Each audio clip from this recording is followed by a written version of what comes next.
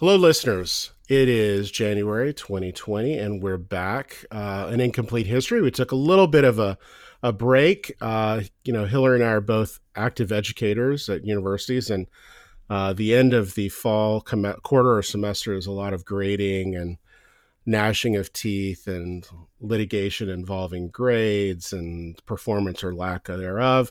But we're back. And today we have a special episode. We're going to look back on 2019, and we're going to try to do something historians don't really do, which is predict the future. We're going to look at 2019 with a critical eye and try to figure out what are the most important events that happened in 2019 that historians will talk about decades or centuries from now. Moments that they'll say, well, this happened, and what does that mean? It should be fun. We look forward to having this discussion. And welcome to today's episode of An Incomplete History.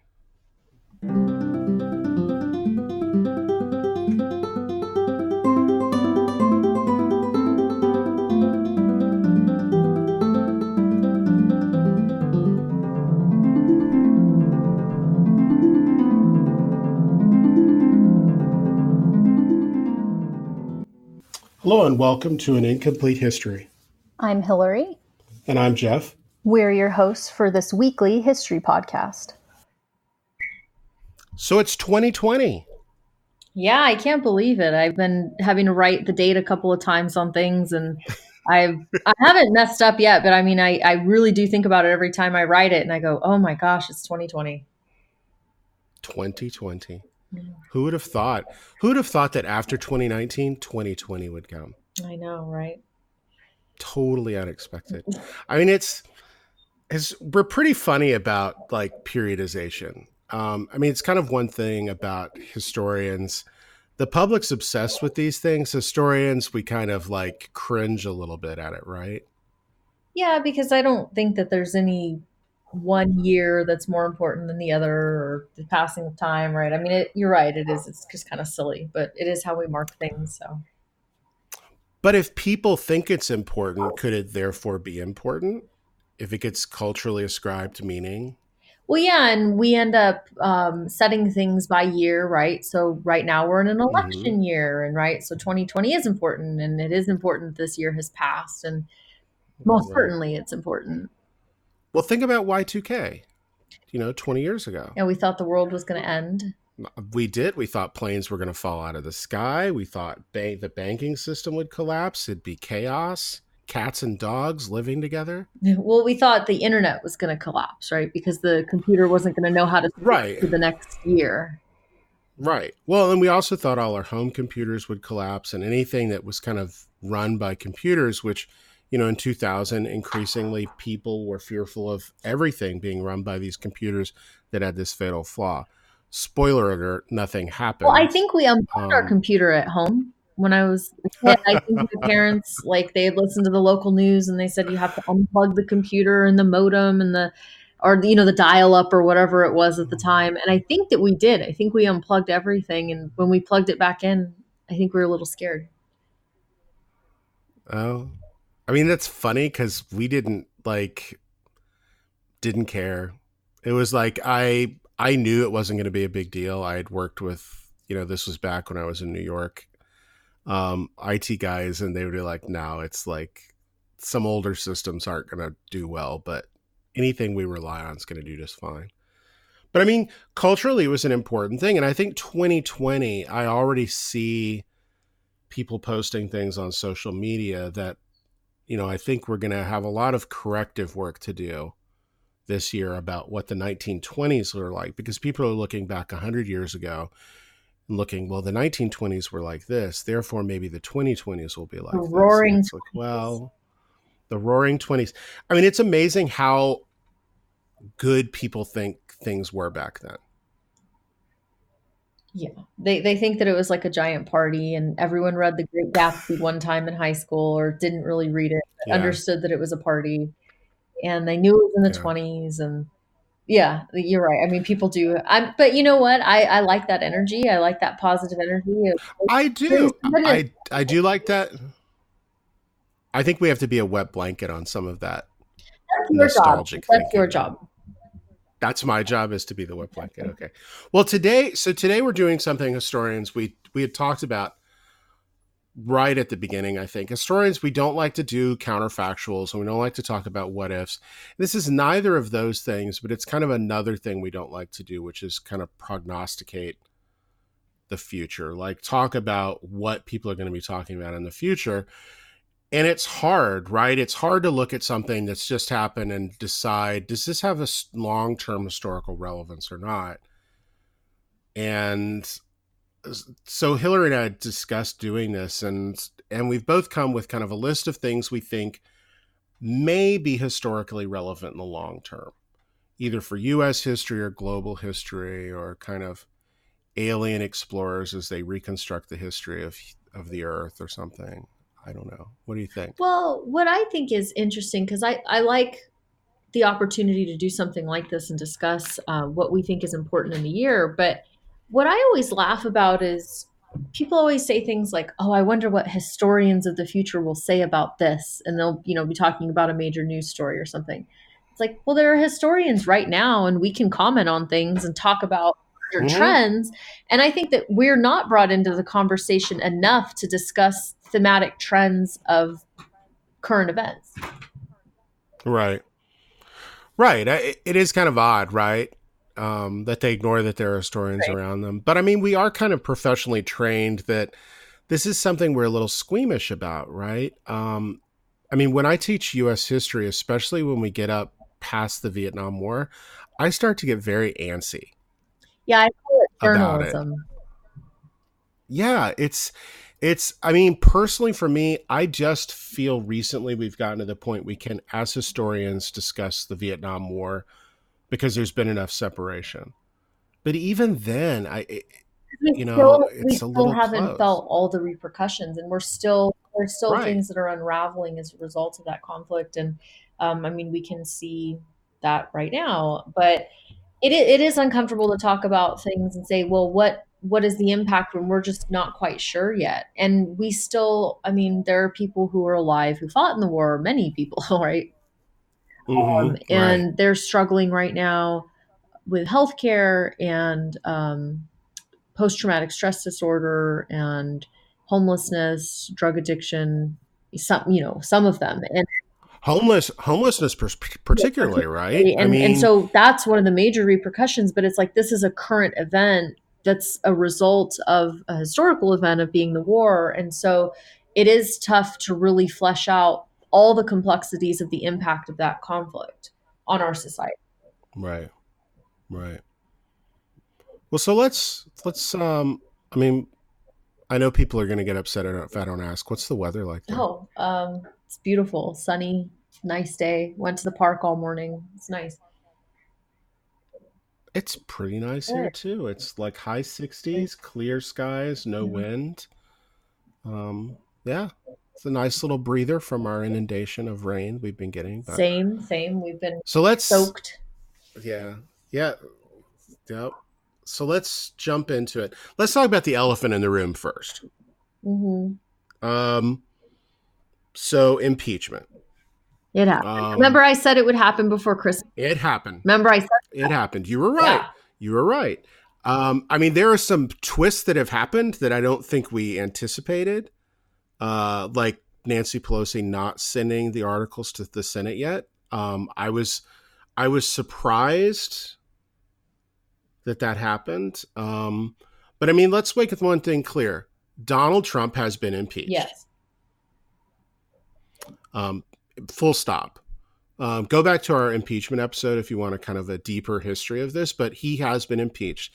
And I know some apologists for the president have tried to argue he hasn't been impeached. It's not impeachment till the articles get sent to the Senate. I don't know where they're getting that from. That's not what the Constitution says. Now, what has not happened? Well, the Senate has not voted on the articles, nor has he been removed from office at the direction of the Senate. Those haven't happened. But, you know, Bill Clinton was impeached. Eventually, the Senate acquitted him. He was not removed from office. Andrew Johnson, you know, um, was impeached when the articles were voted on in the House. Um, So, I mean, are we going to talk about this impeachment, particularly long term in the future? I think that it will be discussed, yes, long term in the future as part of a larger trend. I don't think that it's going to be, this is going to be like a big moment that everyone's going to discuss as like, oh, the impeachment itself, but more the era. And I think I'm going to be a little repetitive today because that's kind of what I came to the conclusion of when I was researching for this episode and thinking it over is, we're in an era right now that it's not specific to the 365 days that just passed, right? And I think that the impeachment is one of many thematic moments of an era that will be discussed, but I don't think it's the most important thing that happened in the last year. And I don't think it's going to be the most important thing for the next 100 years. But it most certainly will be mentioned, mostly because he's kind of joined this elite club of a very few people who have been impeached because we're Right. still talking about Andrew Johnson and not many people know much about Andrew Johnson. And so it will be Right. on the lips of historians, maybe in some dissertations. People will know that it happened. It'll be a Jeopardy question if Jeopardy's still around. Like it will be a known fact, but I don't wouldn't say it's the most important or relevant thing that occurred in the past year. I completely agree. I would add a footnote that says, however, if he gets removed from office, then suddenly it becomes a really important moment in the history of But US that's not government, going to right? happen. I don't think it is either. But if it was to happen, Then talking then big I news. think it then I think yeah, then I think it would be part of one of the biggest political stories of a pretty substantial period, right? The idea that the impeachment provisions in the Constitution were carried out to their fullest extent, which is the removal of the president from office. I don't think that's going to happen either. I'll be very surprised if that's how it plays out. But it, I wanted to start with that because it's the thing people still ask about, and I'm glad we kind of agree on that, and then we can kind of move on to some more interesting things. So give me your top five kind of things people might be discussing in the future. I think going back to me saying I'm going to be repetitive is I'm thinking a broader trend. And I think that impeachment is a part of this. But I saw in the last year with various elections globally that there has been somewhat of a rejection of the direction we thought things were going to be taking. I see a lot of isolationism happening with countries. I'm thinking Brexit. Uh, Mm-hmm. and I think this is part of a broader trend of people rejecting a lot of more liberal ideas, policy, globalization. I've seen an outright rejection of those things within the past year. And I think that Brexit is going to be on the lips of everybody for a very long time. I mean, I think that 2019 Right. marks this pivotal moment in history of we're kind of breaking down cooperation amongst nations, and we're seeing, I mean, to me it feels very much like the 1930s in the lead up to the Second World War. Right. Well, that or it's right. I think that's one way to approach it. But what about if it's just a reshuffling of post-war relations? It is, but, So all these but post everything's post-war relations, right? That so like, yeah, we well call some it post-war yeah right now. I mean, technically, of um course, it's after the war, but well the Right. I would say the EU is definitely a post-war development, right? EU comes out of the European Economic Community, which comes out of an industrial association between France and Germany. That's who it was really designed to be between, so they would not go to war again. It was designed to tie their economies so closely together that another world war would not happen because these two countries are fighting. And I think what we're seeing maybe is a reshuffling of all that and a reanalysis of it as it kind of fades into the past. People kind of forget maybe why these organizations were founded. But I think this this theme you're pointing to, I think it's good, and I think Brexit's a good place to put. It's on my Mhm. list, right? Brexit is because we just before the end of the year we had a vote in England in the United Kingdom where the public voted to keep Boris Johnson's Tories in power, and now he has the votes to push Brexit through. Assuming everybody in his party toes the line, Brexit will proceed, and that's a little surprising. I don't think it is surprising when you look at the 2016 election, when you look at elections in Mm-hmm. Italy. I think that we're seeing just a real push to the right, a real push towards nationalism, a rejection of political correctness. And I think that we're shocked by it because we're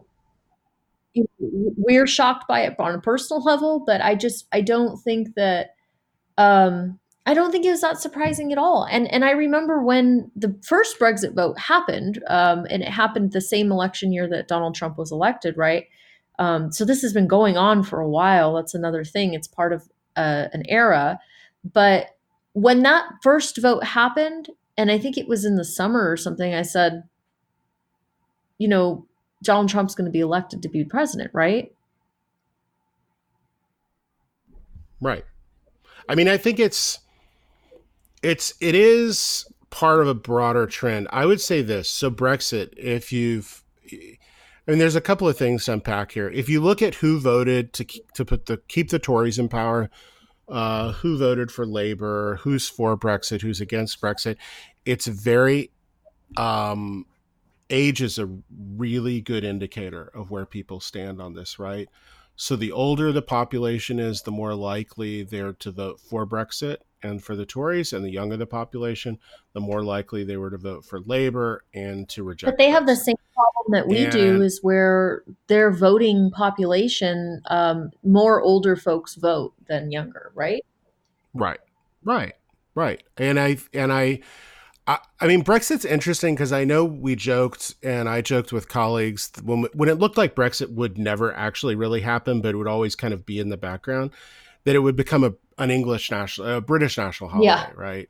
Every year they would have the official extension of Brexit holiday, and they would kind of vote to punt the ball a year down the road and say, "Oh, we'll deal with this a year later," and it would kind of become this kind of festival um, of British independence from the EU, but that something was never carried out.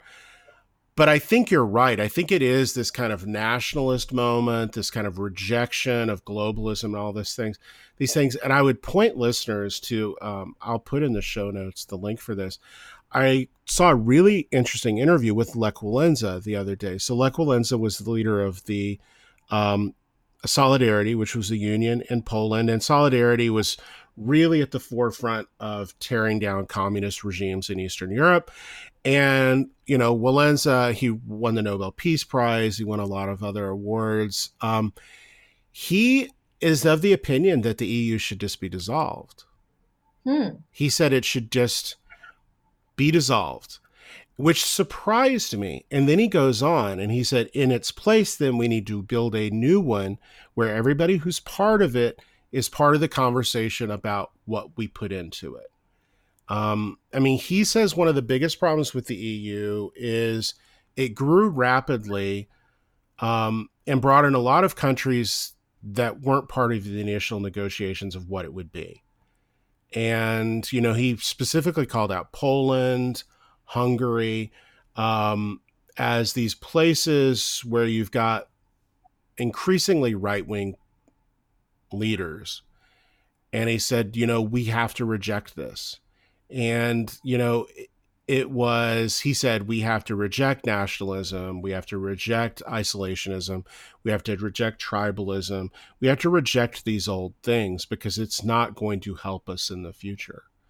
It's going to keep us back. It's going to lead to conflict and all these things. But I thought that was an interesting thing is maybe we should just, let the EU die and then form a new thing in its place. Um, and it's an interesting idea. But I mean, Brexit, it's interesting on a podcast where we've done mostly US history. Brexit would both be pretty high on our list of like indicative of something big going on, right? Yeah, for sure. I mean, that was one of the first things that came to my mind. It wasn't necessarily the first on my list, but I thought it was good to bring up first because I thought it was a nice addendum to the impeachment discussion of like, this is part of a broader era of a push to the right, not just for the United States, but for globally, there's been a push to the right. And I think there's a lot of tension. It's not just there's not just civil unrest. I mean, there's like global unrest and tension. Right. And I don't think that you can pinpoint it to say, oh, it's because of 2019, but there were a lot of signposts and events that happened in 2019 that I could most certainly see on a timeline leading up to another war. Like when like I said this so Right. many times, but when I do World War II, I mean, I always started at 1931 because there's a timeline of events that lead up to the major world war. And I think that 2019, there's definitely some markers that would be on that timeline on in a history class, right?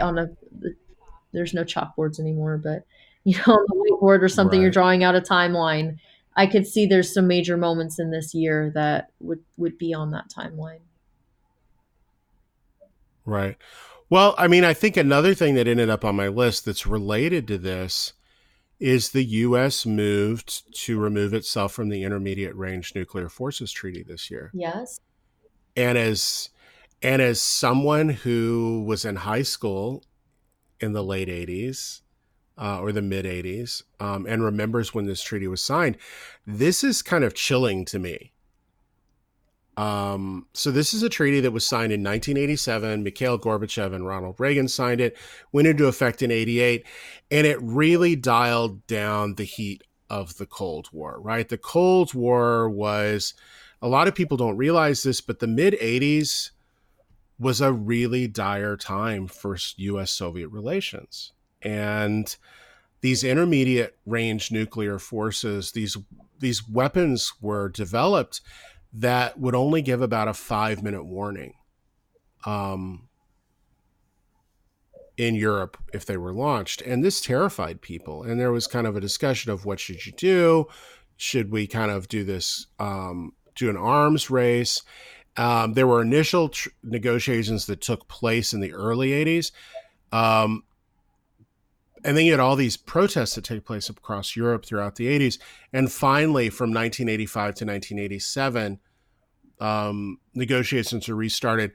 And what's key here is the person who was the key broker in getting the treaty talks restarted was Margaret Thatcher. Oh, interesting. And see, that's a point here. Like Margaret Thatcher, Ronald Reagan, right? Like they're very liberal these days. They're neoliberal. And they're neoliberal, right? They're globalist. They're neoliberal. They're all of these things that we seem to be seeing an unraveling of. I don't think it's a stretch to say the signing of this treaty was indicative of the not imminent end of the Cold War, but something changed substantially. The US and the USSR kind of mutually decided this is not anything we need to be doing. This is not good, right? Right. And the treaty held until 2018. 2018 is when the United States first says it's going to withdraw, and then 2019 is when we do withdraw. Now, the U.S., the argument coming out of the White House was that the Russians had been violating this treaty for many years. It kind of became a he said, she said moment, but we're no longer part of the treaty. And a lot of people are worried, does this mean we're going to have a renewed arms race? Now that China's in a position to kind of really participate in an arms race, is there going to be this three-way arms race? Politically, I would argue 2019 for global relations is kind of a little frightening It's in a some big ways. yikes. Big. Right. And obviously things happened in early 2020 we won't talk about Ugh. today, but we may talk about later on.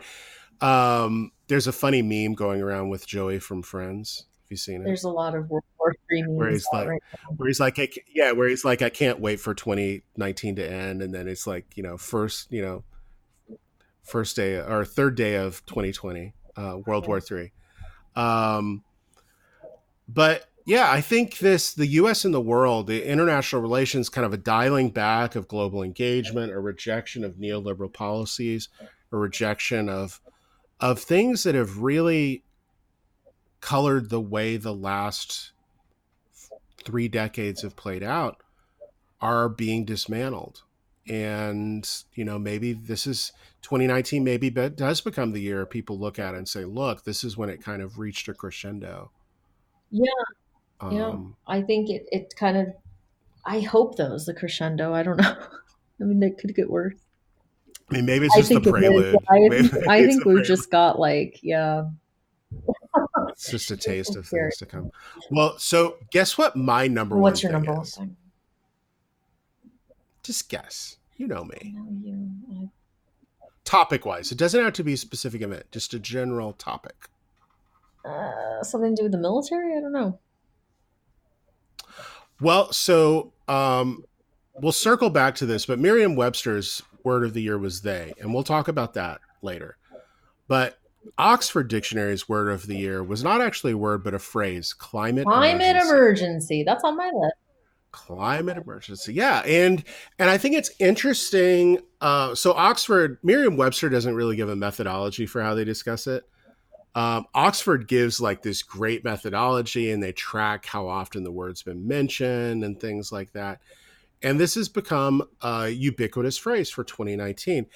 And I don't think anyone represents it better than Times Person of the Year, Yes, right? little Greta. Greta Thunberg. I want to play a quick clip of Greta. My message is that we'll be watching you.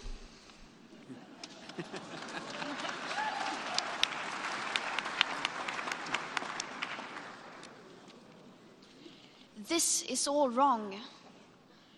I shouldn't be up here. I should be back in school on the other side of the ocean. Yet you all come to us young people for hope. How dare you?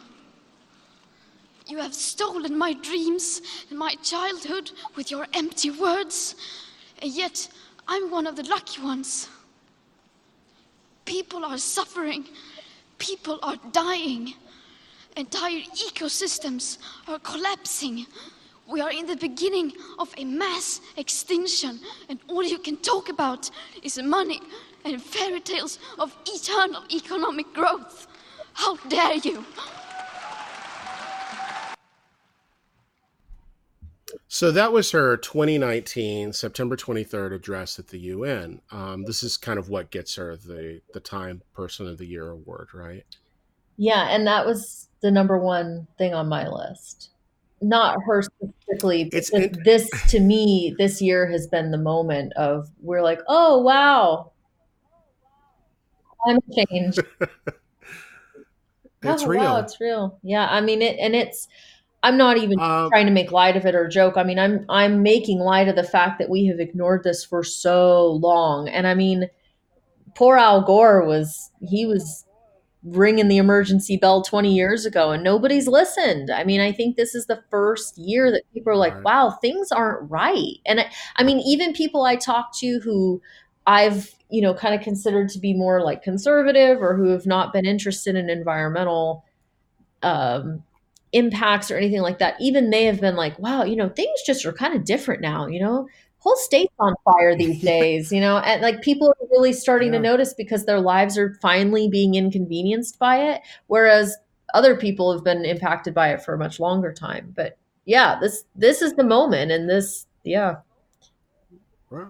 Well, I mean, let's look at things that happened this year that I was going through trying to parse out kind of substantial events that, and granted, there's a difference between weather and climate. Climate is a long-term thing, weather's an immediate thing. And most of these things are weather events. However, the sheer number of them seem to indicate something happening. So in March 2019, we had this huge winter bomb cyclone that affected the south central and the south western United States, this kind of unprecedented storm. July 2019, hottest month globally on record. It was 1.71 degrees Fahrenheit above the 20th century average. August of 2019, ice loss accelerated in Greenland. In a single day in July of 2019, 11 billion tons of ice melted in Greenland. The average throughout, or the total throughout the whole month, and it's a number I can't even fathom, 197 Whoa. gigatons. August, Amazon rainforest fires. We had 36,000 fires burn in the Amazon this year. Wow. We had Hurricane Dorian that basically scoured the Bahamas with 185 mile an hour sustained winds, not top winds, sustained winds. That's tornado speed wind now at that point. Hurricane Lorenzo became the northernmost Category 5 hurricane on record. Category 5 hurricanes usually peter out once they get into colder water. Well, there was warm enough water, this thing could go pretty far north. And then the World Meteorological Organization reported that levels of heat-trapping greenhouse gases in the atmosphere had reached another record high of 407.8 parts per million. And they said there were, quote, no signs of a slowdown, let alone a decline. Well, and right now, of course, Australia's fires are dwarfing anything that happened in the Amazon or anything that happened in California. And I'm not even trying to downplay those things. Just like the entire continent, basically, of Australia is Well, so by they these had to, in Australia, weather reporters had to develop a new color to represent temperatures they've never had to regularly put on maps before. Well, and the entire continent's impacted, and even New Zealand has been impacted. The skies in New Zealand are orange, and this is happening right now, but these fires have been raging for more than a month in Australia. And this, I think that being number one for me and for you is interesting because it's a era thing. Again, it's part of a larger trend, but there were many markers in 2019 that were sort of terrifying. Looking at what was happening globally to our day to day. I mean, it's just been a year of one thing after another. Well, it's interesting. Is this, a historian's going to look back on this and say, this is the year that scared the crap out of humans. And in 2020, they actually started doing something about it. Or are they going to look back on it and say, this is the year things kind of went over? This was the year they jumped the shark. This is the year that they crossed a threshold there was no coming back Well, from. I think that it's going to be looked at over many years, right? This climate emergency, 2019 isn't going to play a major role in the telling of the history of it, other than we started maybe paying attention. But I think it's going to be part of a larger discussion of like, well, for the past several decades, this had been happening, right, and humans ignored it and ignored it and ignored it. And perhaps if there's a discussion about when we stopped ignoring it, 2019 may come to the discussion. But what's really sad, and I'm always the pessimist, although I said that it was your job today, but I tend to just think this way. But it's like, are there going to be people around to even tell this story? I mean, this is what we mean by climate emergency.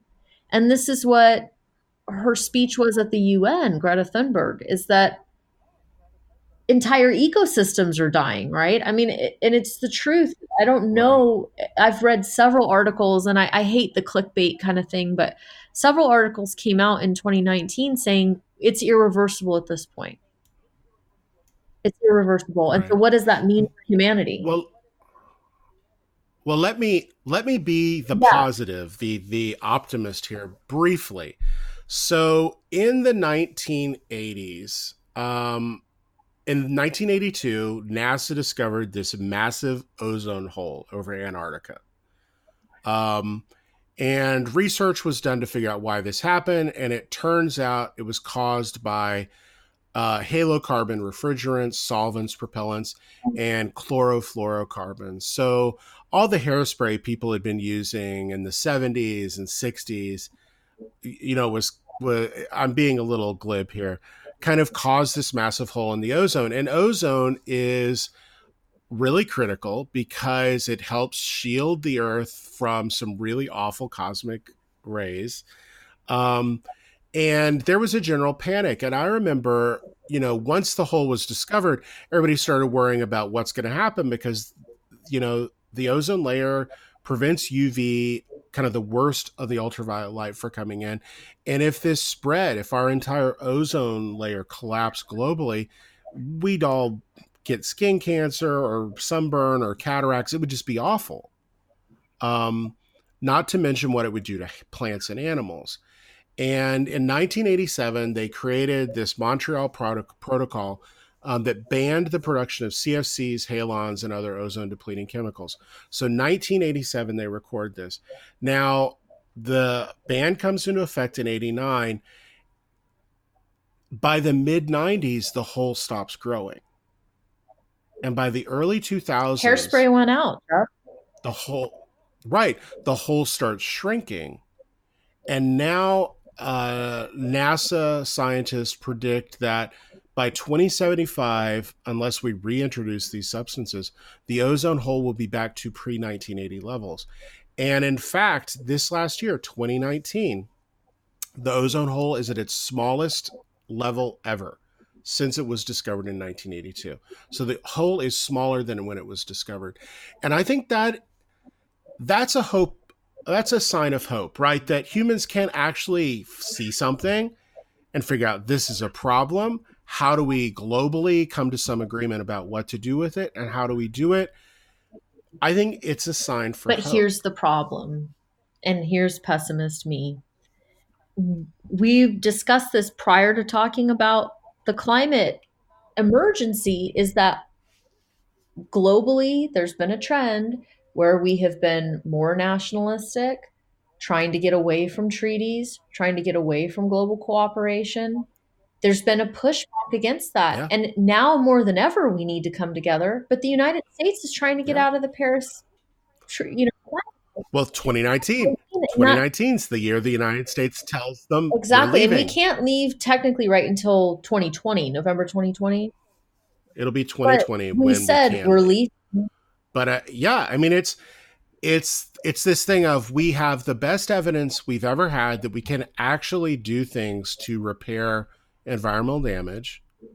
The fact that we've helped the ozone layer not decrease even further, but we've actually helped this hole start to fill itself back in. We have this great evidence at the same moment that we seem increasingly unwilling to work with one another about. Yeah, and I mean, we're unwilling to work with one another about most things. We're actually becoming aggressive towards one another. And it's not just a Cold War situation at this point. Like, there's actual aggression. So it's like, it's not just that we won't work together and that we're being isolationist, but we won't work together and we're actively working against one another. And it's terrifying. I mean, we know that it's an emergency. We've figured that out finally, I would say, by this year, and that's why it's on the list. But I just don't know if we're going to be able to come together and do anything about it based on global relations at the moment. We're not kumbaya right now, Right. So let me ask you this: do you think it's many nations that are moving towards this, or do you think it's just a few? I'm sorry, moving towards what? Towards war? Towards increased isolation, increased aggression, increased nationalism. Do you think it's globally a trend across many nations, or do you think there are just a few key nations that are kind of doing it and giving tacit permission to other countries that maybe wouldn't do it to do it as well? I think it's I think that there's some trendsetters, most certainly, that are doing it. But I also think that there's unrest in places just all over that have nothing really. Well, I mean, everything's interconnected, but I think there's just unrest everywhere. I mean, I think South America is a good example of that. There are a lot of countries in South America right now, and that was a big story in 2019, but it didn't even get a lot of press necessarily. Was all of the unrest in Venezuela. I mean, I think that there are just a lot of countries that there's a lot of shuffling around. There's a lot of pushback against neoliberalism. There's pushback against the globalization. There's just a lot of civil unrest within many countries, but then that, of course, translates to a global scale, and so then we see big takedowns going on, like like the United States versus Russia again, right? And we see right now China, Russia, and Iran doing military exercises together, but then that sort of trickles down to lots of other countries. And I guess the way I'm talking about it is a little uncomfortable, like, oh, there's bigger, better countries than others, but you know what I mean? I mean, there No, economically speaking, there are global powers that are behaving poorly right now and not setting a good example for every other country. right, Yes. right, right. I think that's kind of what I was getting at. Is I think the United States, Russia, and China particularly have been bad actors in Oh, this, right? yeah. Terrible actors. And and I think if these three nations actually got their acts together and behaved kind of globally And set an minded, and example. really took the Yeah. initiative, right, that I think other nations would follow. And I think what it does is seeing these kind of big nations do this, it gives permission to smaller nations to Yeah, behave and it badly. sort of ends up being an Um, every man for himself situation. Again, the increase in yeah, nationalism and isolationism, not just on behalf of these larger powers, but just everybody else. I mean, it's kind of a dog eat dog world right now. I mean, I think there's a lot of hostility, fear, and it all could be stemming from there is like this existential crisis happening, right? Uh, right. This isn't a fun Yeah. episode. I'm Well, I mean, it's I mean, I've got some positive things up my Okay. sleeve, and you know, when it gets a little too dark, I'll kind of pull those out and say, "Well, this happened." Um, I mean, I'll give us a little bit of positive stuff. March 5th, 2019, second recorded case of full remission of That's HIV in a incredible. patient. There's been some incredible advancements in medicine, yes? Again, a sign of global cooperation to combat something. And it turns out when people work together to do something globally, they can actually accomplish some pretty Very amazing stuff. exciting. Love it.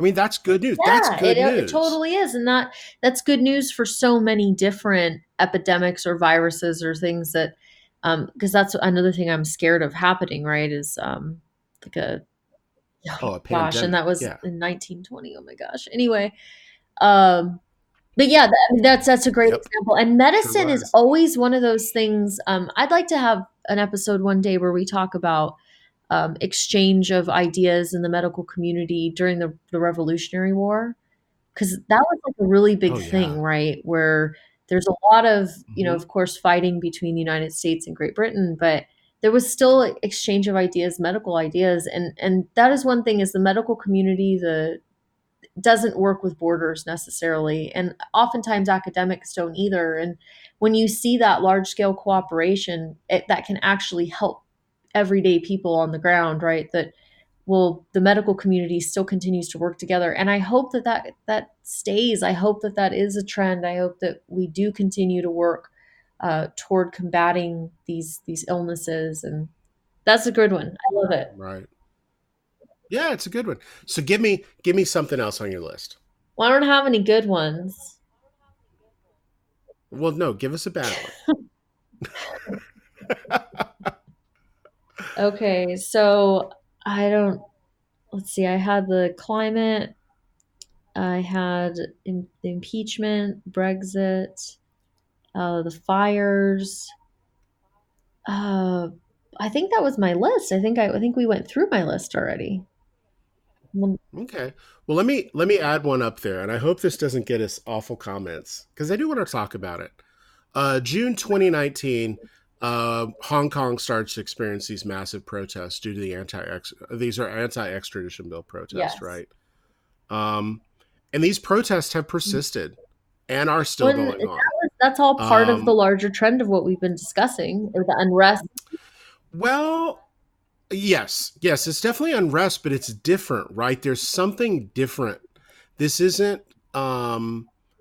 These aren't protesters, kind of far right Mm-mm. protesters protesting for kind of nationalist ideas. These are protesters saying this new law impinges on their freedom, right? Which is a little bit different. And and I would say Hong Kong's not the only place. I mean, a lot of the protests that have happened in Latin America over the last 6 to 9 months have not been right wing protests, right? So I think there is a response to kind of these far right movements, these kind of isolationist nationalist. I would not use the word fascist. And we could have some specialist in European history who would, I think, back me up about why that might not be the best word to use for what we've seen in some countries. But we've got plenty of examples of, again, right wing violence happening. Kind of two substantial incidents in 2019. There was the Christchurch attack, Yes. right, in March of 2019, and this was on a mosque and an Islamic center in Christchurch, New Zealand. And then we had the Walmart mass shooting in El And I Paso, had which had was that on my August 3rd. list. I had shootings on my list, and I crossed it off, and not because I don't think it's important, but because I think that these have been going on for years now. Every year Right, there's a mass shooting. And so there's nothing, to me, there was nothing about 2019 that stood out different than 2018 or 2017 or 2012, right? I mean, right. so Well, even going back, right, even going back to somebody like Timothy McVeigh in the Oklahoma City bombing, right? I mean, I think you could mention the Walmart mass shooting in the same breath that you talk about that kind of right, violence. right. Um, but I think there is a ratcheting up of the tension between far left and the Yeah, far and right. they can both be And so extreme, so yeah, extreme, well, so prone to violence on both yeah. sides. And that, gosh, I just had a Donald Trump quote, and I absolutely did not mean that. Well, here's the thing, though. We're talking about extremists, right? We're talking about extremists who kind of self-avowed say violence is permissible to get to where we need to go. And, you know, I think that that can generally, be true, though. I mean, I think there's certainly a debate to be had about that. I mean, some of the best things that have happened through violence, and I mean, I that's a scary discussion, I guess, but we could talk about that. I mean, revolution, right? And I think we've touched on this a little bit. Like, what's the difference yeah, between yeah, revolution and violence? I mean, we are applauding certain violent revolutionary acts because they got us to a point we wanted to be at. And I think that we're quick to say that something's bad when it's violent and we don't see the light at the end of the tunnel, perhaps. But right. that's a full episode right there, is just talking about violence, violent revolutionary moments, and how we parse out different. Well, I think it's right. I think there are three revolutions you can talk about as historians in a row. You can talk about the American Revolution, the French Revolution, and the Haitian Revolution, Yeah, because the and Haitian look at Revolution, how I the would language of say, like, violence is deployed. yeah. Right. I mean, fewer people die in that than the French Revolution or the American Revolution, but it's always portrayed as the most violent of the three.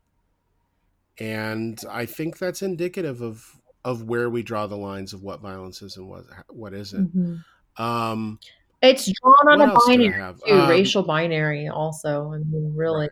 Yeah. Oh, yeah, definitely. Um, May 1st, Putin signs Russia's sovereign internet bill. So this is Russia formally creating this kind of very policed internet that will be used in the country. And again, I think this is part of that kind of nationalist isolationist trend. Um, what else did I have up here that was interesting? Uh, Another good, well, good or bad, I don't know. Another good, because it's good. April 10th, the Event Horizon Telescope got the first image of a black That hole, was really exciting. which is just incredible. Well, and the It's just Chinese made it incredible. to the dark side of the moon. The Chinese made it to the dark side of the moon. Karen Uhlenbeck wins the highest prize in mathematics, the Abel Prize. She's the first woman to do so. We had 2 women astronauts who did extravehicular Yeah, walks at the International spacewalk. Space Station. I mean, there's a lot of good stuff that actually happened, right? I don't know if any of those things will be discussed in the future. But when I was getting my depressing list and like boring down deep into the environment, I was like, oh, I've got to get something good here. Um, but I said we were going to talk about this later, and I want to circle back to this. So Merriam-Webster's word of the year is they. What do you think? What did you want to talk about it? I don't want to fall into a trap. It's not a trap. So grammatically, and it's interesting because I know you used to teach in the same writing program I teach in at UCSD. And, for several years now, I would say more than 3 years, every year we have this meeting before instruction begins where we kind of debate some things, and they always comes up. And we've kind of got multiple camps. We've got the camp that language is fixed and we can't change what we do. And then we've got the camp that's like, no, language is fluid and things change. And I used to be on one side of this debate, and I've kind of moved to the other. Just sounds grammatically really wrong to me. But at the same time, after kind of doing some reading about how the English language has changed, I'm okay with it. They all the time when we're talking about people that are ambiguous to us. So if somebody calls on the telephone, for example, and you can't hear the other side of the conversation, and the person gets off the phone and you'd be like, who was that? Oh, it was the phone company. Well, what did they say? What did they say? Yeah. We use it all the time. And we're not even aware of it. Well, it's because English lacks a gender neutral pronoun. And so we're finally just decided, well, we're going to use a gender neutral pronoun they. And I mean, I use it all the time now. And I mean, I've started realizing the context in which I use it without even thinking about it. But it's become like people, it's like a rallying point. Like all of a sudden they're great,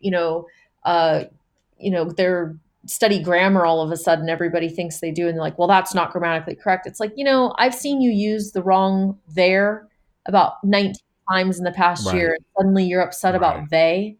So I am very interested in people who discuss it that do study language. And I think most of the people who study language and discuss it are on the same page of like, yeah, it does. Language changes and evolves, and it changes and evolves based on circumstances. And this is just another one of those moments, and who cares? Right. Well, and sometimes it can change rapidly. Yeah. Right. We think, well, it must change very slowly, but there are things where you can go. I mean, I read some of my primary sources I read from the early 19th century are they're constructing sentences in ways that we would never do today. And it's not like these are kind of barely literate people that are writing either. These are well-educated people who there's a different way they used to write and speak. And, it's interesting how my thinking has changed on this, and I'm not implying that anyone needs my permission to do this. However, if they are in my writing course, they do need to do things a certain way. And, I invite all my students, particularly if they feel gender neutral pronouns is something they want to kind of start using, because college students do get some more freedom than high school students.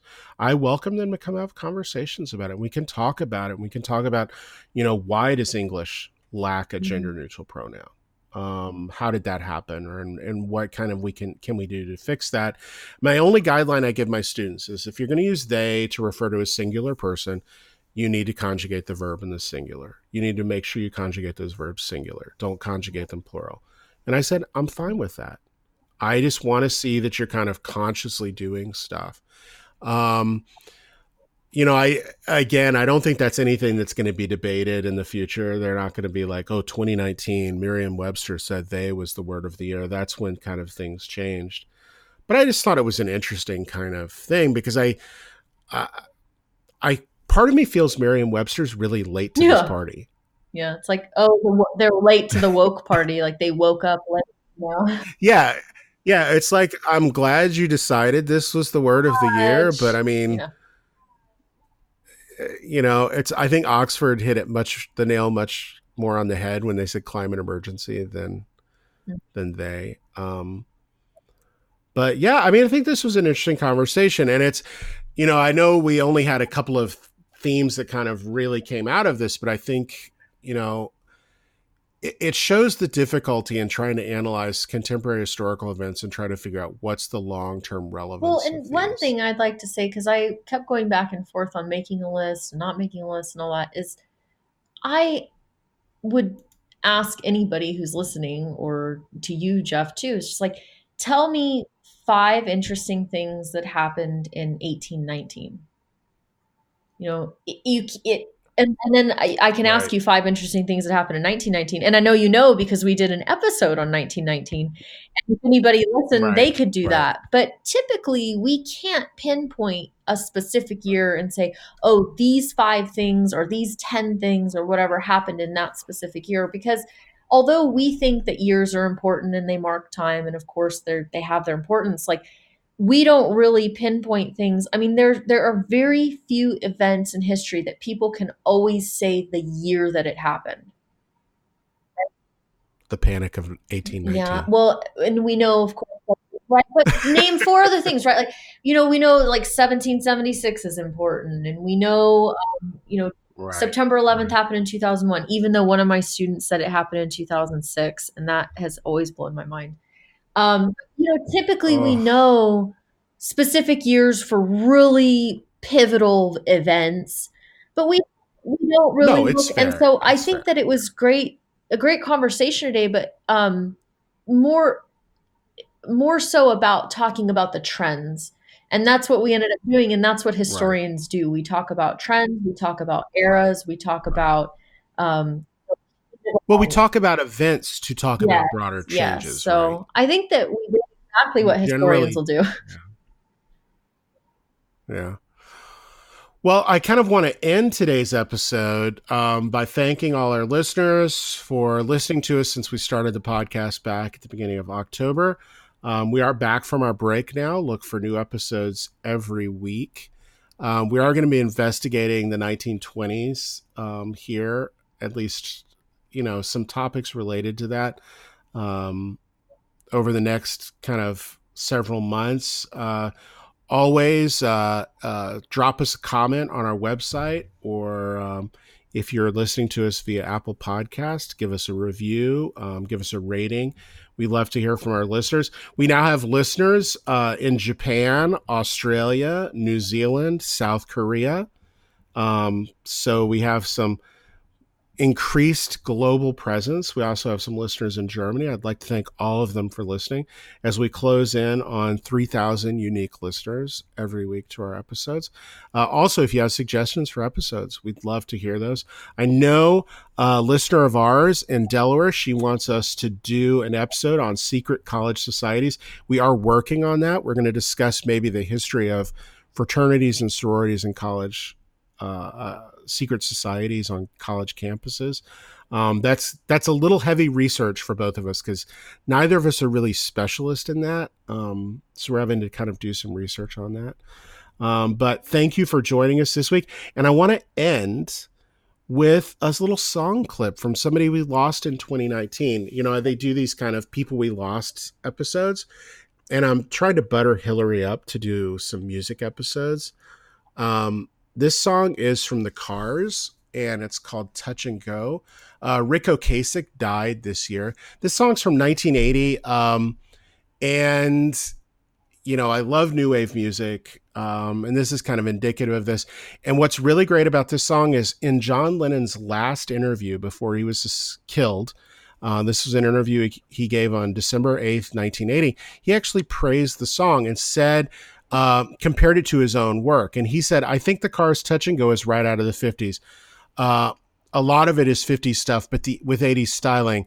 But and that's what I think Starting Over is. And this was Lennon's last album. It's a 50s song made with an 80s approach. So kind of, comparing this song to his own work, John Lennon kind of gave his seal of approval. So I just want to end with that. I'm Geoff. And I'm Hilary. Thanks for joining us on An Incomplete History.